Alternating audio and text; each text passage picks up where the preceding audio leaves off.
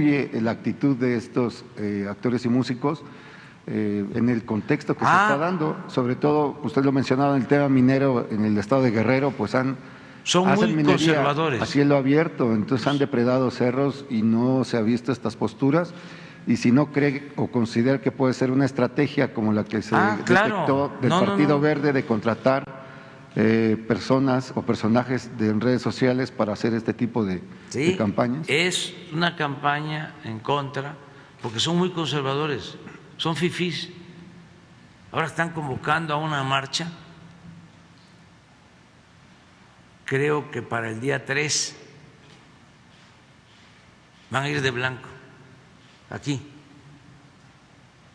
¿Quién convoca? Un escritor que se llama Martín Moreno, que es el más leído de estos sectores de clase media. ¿Qué escribe Martín Moreno? Y vende muchísimo. Escribe todo aquello que es contrario a los intereses del pueblo. Cuestiona al general Cárdenas, desde luego a todos los dirigentes populares. Pero eso complace a ese sector. Él está convocando a esta marcha. Entonces, es todo un pensamiento muy conservador y esto antes ni siquiera se sabía. Ahora hay esta polémica que es muy importante, pues para que tengamos más capacidad de análisis, de reflexión, tengamos también más información, que no haya manipulación, porque antes pues los medios de información eran los que formaban opinión pública. Yo siempre voy a estar recordando, y ofrezco disculpa por repetirme, pero es mi trabajo informar, orientar, concientizar. Pero siempre voy a estar recordando que el ideólogo más importante del conservadurismo en el siglo XIX, Lucas Alamán, que es el que anima a Santana a que regrese después de la tragedia, después de que nos quitaron más de la mitad del territorio y Santana se va al exilio.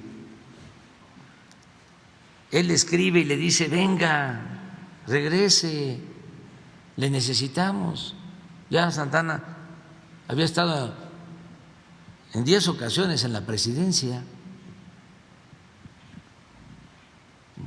México, como lo escribió el maestro González Pedrer, era país de un solo hombre. Y una de las cosas que le dice en su carta Lucas Alamán a Santana es: no tenga ninguna preocupación, nosotros manejamos los periódicos en México, los periódicos de la capital y los periódicos en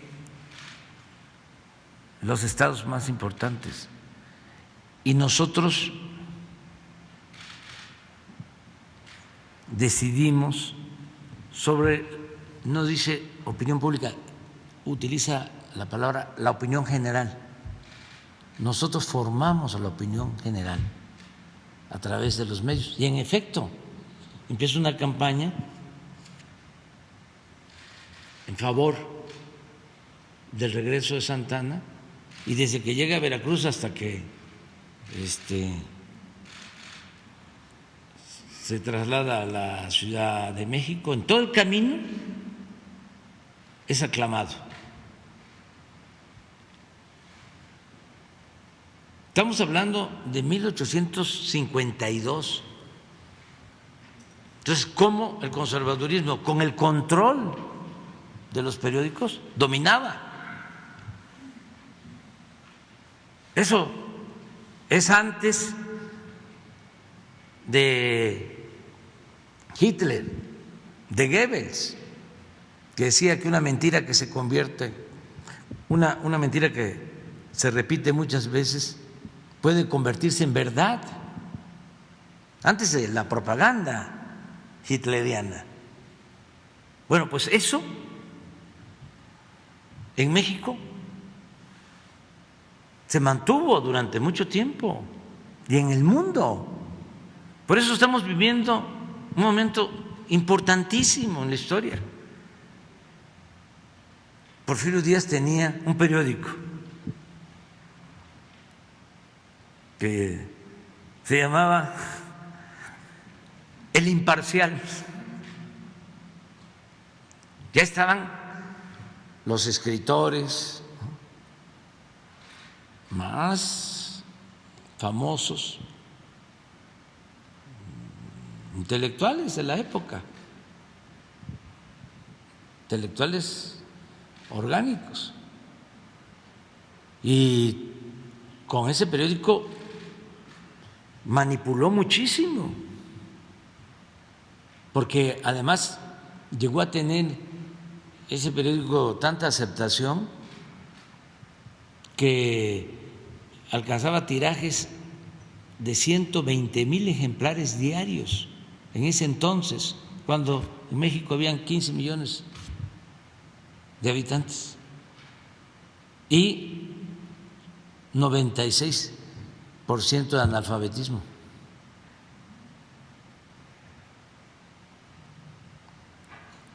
Y con ese periódico, y luego con otro que se llamaba El Debate, mantuvo el control. Y luego con la Revolución lo mismo, pasó igual. Control de los medios hasta nuestros días. Pero llegó a ser tanto el poder de los medios, su capacidad de manipulación, que llegaron a imponer presidente de México con lo mediático.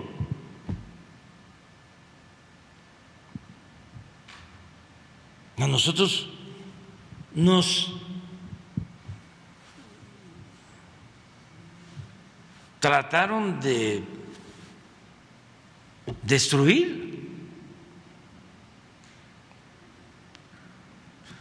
nos robaron la presidencia en el 2006 y además de eso, la campaña en contra era para que dejáramos de existir políticamente. Nada más que somos muchos, millones. Por eso estamos viviendo, repito, un momento extraordinario. Mujeres, hombres libres, conscientes, que nunca perdieron la fe en la causa que se defendía. Y seguimos adelante. Y en política, como decía Maquiavelo, es virtud y fortuna. No solo era imaginación y talento y trabajo, suerte. Tuvimos suerte, porque después del fraude del 2006 el 7, el 8, 2007, 2008 fueron años durísimos de linchamiento público. He hablado de eso en otras ocasiones. ¿A qué me dediqué? A recorrer los pueblos de México. Y eso nos ayudó mucho, porque el mismo Calderón, cuando le preguntaban por mí, decía, ahí anda, puebleando, se reúne con 15, con 20, con 30 gentes. Me dieron por muerto, políticamente hablando, y nos dejaron. Tuvimos suerte y seguimos adelante. Y se logró la transformación. Por eso no podemos nosotros dar ni un paso atrás, ni siquiera para tomar impulso. Y hasta ofrecemos disculpas a nuestros adversarios, a los integrantes del bloque conservador, pero que nos entiendan, no somos iguales. Yo no estoy pensando en que México sea como Canadá, no. Yo estoy muy orgulloso de México y de su pueblo y de las grandes civilizaciones que florecieron en lo que es México. Gracias a esas culturas hemos salido adelante y hemos enfrentado todas las adversidades. Por las culturas hemos enfrentado epidemias, hambrunas, inundaciones, temblores, malos gobiernos, la peste de la corrupción. ¿Por qué resistimos? ¿Por qué no pudieron destruir por completo a México? Vaya que en este periodo neoliberal se esmeraron en saquear al país. Es el periodo de más saqueo en la historia de México. En 36 años saquearon más que en 3 siglos de dominación colonial. Cuando íbamos a entrar, me dijo un alto, muy alto político o de mucha jerarquía, ¿cómo le va a hacer? Y le digo, pues con lo que nos dejaron, porque no alcanzaron a llevárselo todo, con eso vamos a salir. Y así estamos saliendo. No alcanzaron a privatizar el petróleo por completo, no les dio tiempo.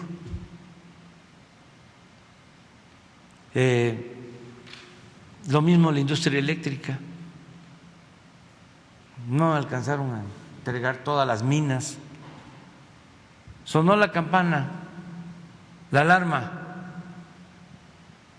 y a cambiar el régimen de corrupción y a iniciar una etapa nueva.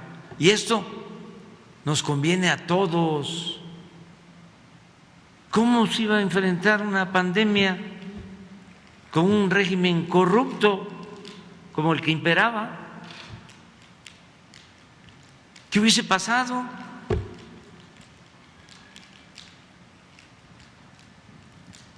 ¿Hubiesen habido vacunas para todos? ¿Se hubiese vacunado a todo el pueblo? Si ellos son partidarios de cobrarlo todo, de cobrar la educación, de cobrar la salud, porque para ellos la educación pública es populismo. La salud, para el que no tiene seguridad social, es también populismo.